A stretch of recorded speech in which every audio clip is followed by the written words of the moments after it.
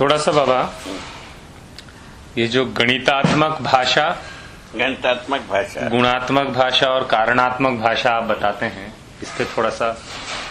गणितात्मक भाषा वस्तु को गणना करने के लिए, ठीक बात है, तो आकलन के लिए। हाँ, तो उसमें तो नाप वाली बात है एक तरह से। वो तो क्या, सर्वेक्षण, लंबा चौड़ा, ठीक बात, ऊंचा, ये नापने के लिए। ठीक है, गति वगैरह, वस्तुओं का गिनती करने के लिए। ठीक है, ठीक है, ठीक है। हाँ। तो इसमें गणितात्मक भाषा से रासायनिक भौतिक वस्तुओं का गणना किया जाता है। ठीक है, ठीक है ना? ठीक है। और लंबाई चौड़ाई ऊंचाई ये सब गणना किया जाता है। ठीक बात। ये तो प्रैक्टिस में है। ठीक बात है। ठीक है। और गुणात्मक भाषा में मनुष्य की ये जो है ना, उद्भव विभव प्रलय में कैसे काम कर रहा है उसको गणना किया जाता है। उसकी गणना की जाती है। हाँ, गुणात्मक भाषा में भी एक प्रकार की गणना की संभावना है। अच्छा।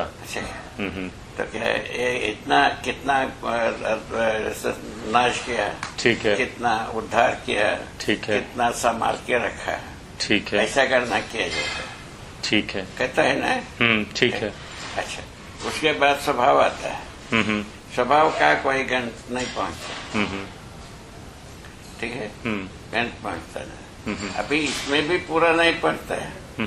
गुणात्मक में इसमें भी जैसा वस्तु है, वस्तु का जो आकार जो होता है, आकार आयतन घन तीन आयाम।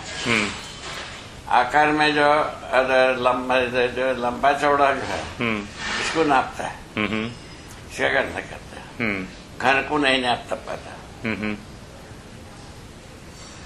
घन जो है ना, ये मनुष्य का ज्ञान स्वरूप है। परंतु उसका नाप तो कर सकते हैं। इसके आधार पर इतना भार है। हाँ। ऐसा निकालते हैं। हाँ, ठीक है। आप ये कह रहे हैं कि उसके बाद हमको ही समझ में आता है कि ये चीज में कितना घनत्व है। भार जो है ना गणित में आता नहीं। अच्छा, भार गणित में नहीं आता आप कह रहे हैं, इसका क्या मतलब? क्रिया में होता है। अच्छा, क्रिया में ज्ञान होता है। भार जैसा तराजू में रखते हैं, एक तरफ एक तरफ, उसको 1 किलो कहते हैं, 1 मन कहते हैं। वो जो ज्ञान जो है ना, वो मानव में है कि तौल में है?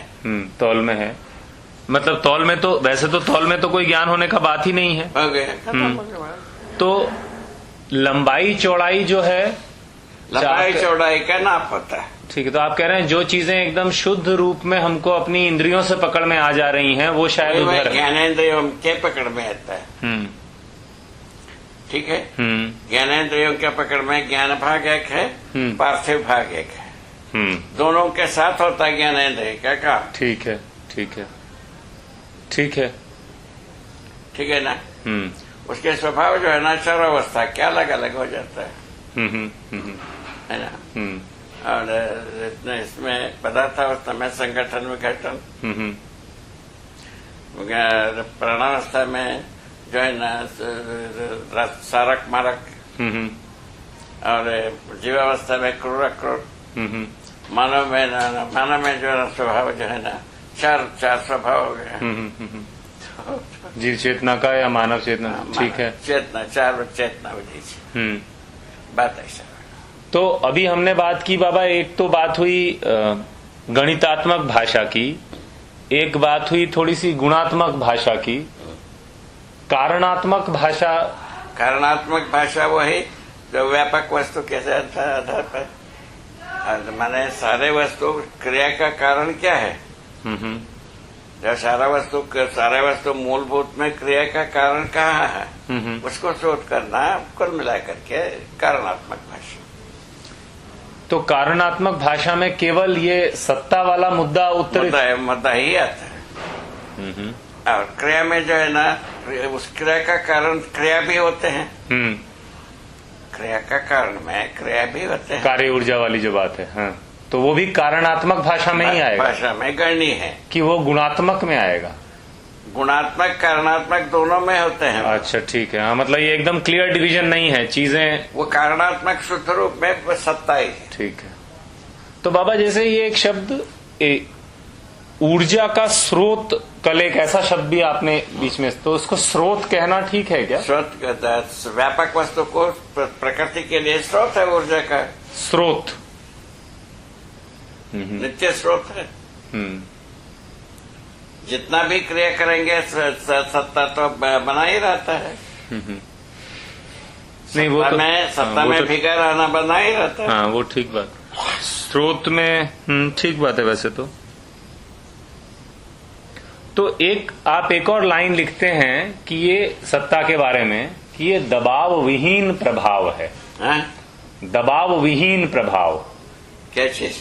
सत्ता को आप बोलते हैं दबाव विहीन प्रभाव। दबाव और दबाव और तरंग विहीन प्रभाव है। हाँ प्रभाव क्या है? तो प्रभावित होने के आधार पर प्रभाव, प्रभावित करना के आधार पर प्रभाव नहीं है। तो वो खुद ही प्रभावित हो रहा है, इसी को प्रभाव का स्रोत माना जाए। तो ऐसा डिफरेंस क्यों करते हैं बाबा कि भाई जरूरी है ये देख पाना कि ये प्रभावित कर नहीं रहा, वो प्रभावित हो रहा है? तो सब जगह में लिख चुके हैं, आ चुका है प्रकारांतर से। नहीं तो ठीक है, उसको हाईलाइट किया जा सकता। नहीं मैं तो ये पूछ रहा हूँ, हम ये कैसे समझें कि ये प्रभावित कर नहीं रहा, वो प्रभावित हो रहा है, ये हम कैसे समझें? वही तो भीगे रहने से, भीगे रहने के आधार पर ही होता है। दूसरा कोई रास्ता ही नहीं। वो तो आपने उसकी मैकेनिज्म बता दिया, वो ठीक बात है कि भीगा हुआ है इसलिए प्रभावित हो रहा है। पानी भिगाने नहीं जाता, भीगने के लिए वस्तु जाता है। वहां तो एक्चुअली कुछ यहाँ कोई जाने आने वाला है। हाँ यहाँ जाने आने वाला है नहीं, इसलिए वो भाषा तो उपयुक्त नहीं होता।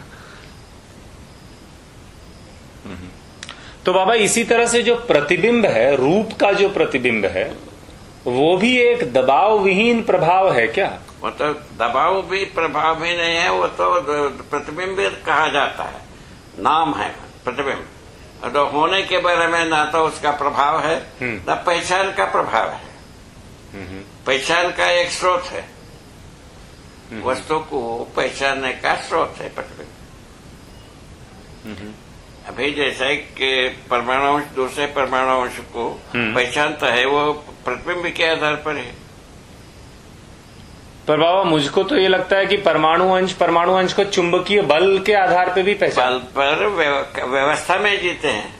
अच्छा, पहचानते हैं पर प्रतिबिंब के आधार पर ही। तो मतलब जैसे दो परमाणु अंश काफी दूर हैं, तो उनपे एक दूसरे का प्रतिबिंब कितने दूर तक वो, थोड़ी दूर मान लीजिए। पहचान जो है ना प्रतिबिंब के आधार पर होता है। तो अब कार्य करना किसी दूरी के संबंध में होता है, निश्चित दूरी के संबंध में होता है। हाँ, दोनों में व्यवस्था की, दोनों परमाणुओं में व्यवस्था में होने की आतुरता रहती है। ठीक बात। उसके आधार पर परमाणु हो जाते हैं। उसका पूर्व रूप है स्पिन मोशन। वो तो ठीक है। उसके आधार पर वो व्यवस्था में होने की तृषा व्यक्त करते रहते हैं। वो देव हो जाते हैं। तो कहीं पर पास आ गए तो साथ हो गए, निश्चित अच्छे दूरी में हो जाते हैं। पर ऐसा तो नहीं है ना कि जैसे एक यहाँ है मान लीजिए और एक यहाँ है, अब इतनी दूरी पर हम ये कह रहे हैं कि भाई इनका इतना दूरी में वो एक दूसरे के संबंध स्थापित करते हैं, उनको पता है। वो तो ठीक है। तो जब इतनी दूर है और प्रतिबिंब पड़ रहा है, तो ऐसा तो नहीं होगा ना ये एक दूसरे के पास आ जाएंगे। पास आ जाने के लिए तो चुंबकीय बल ही होना पड़ेगा। राइट, वही बात। तो बाई चांस अगर पास आ गए या धार बन गया, फिर वो साथ हो लेंगे। वैसे ही चुंबकीयता के क्षेत्र में आते हैं, तभी पास, तो तभी समय में होने की आवश्यकता बनता है। ऐसा बहुत साधारण काम है ये। तो बाबा अब जैसे एक परमाणु है यहाँ पर और एक अंश है जो उसका पार्ट नहीं है, इस परमाणु का पार्ट नहीं है, कोई एक अंश है, तो वो अगर इसके किसी अंश के साथ एक धार बना लेगा, वो तो इनमें समा जाएगा। बस धार बनने से ही समा जाएगा। धार बनना समाने की ही है, एक दूसरे के पास में आने की ही है धार बनना। नहीं तो ऐसी कोई परिस्थिति आवश्यकता वहां उस एक और अंश परमाणु बनने की है, ये सब पे कोई डिपेंड, बस वो आया तो सट जाएगा। वो तो हो ही जाएगा भाई, उसी ढंग से तो अजीर्ण परमाणु पर भूखे परमाणु।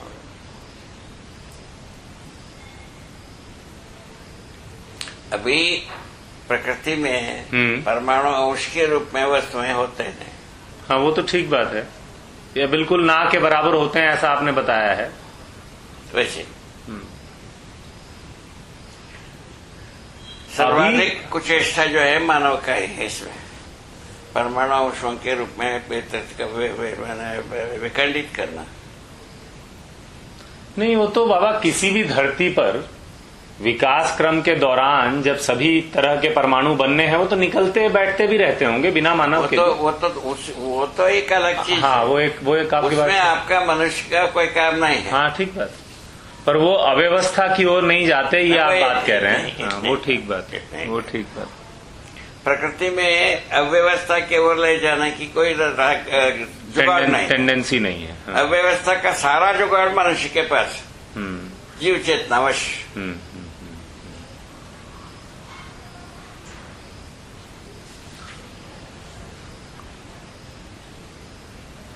तो बेसिकली कुछ गुण ऐसे हैं जिनकी गणना होती है, और कुछ गुण ऐसे हैं जिनकी गणना नहीं भी होता है, जो स्वभाव के निकटवर्ती। हाँ बेसिकली तो वो क्वालिटेटिव क्वांटिटेटिव वाली बात कुछ है। ठीक कह रहे हैं, वही बात।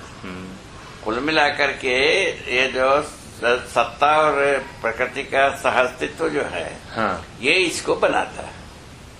कुल मिला के सत्ता में भीगे ना हो वह हो ही नहीं सकता।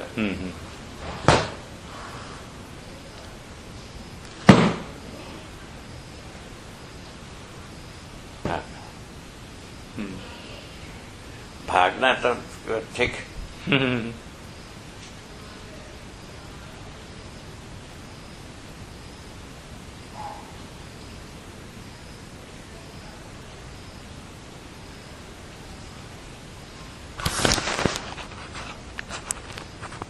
बहुत बढ़िया है ये टॉपिक, ठीक है जी।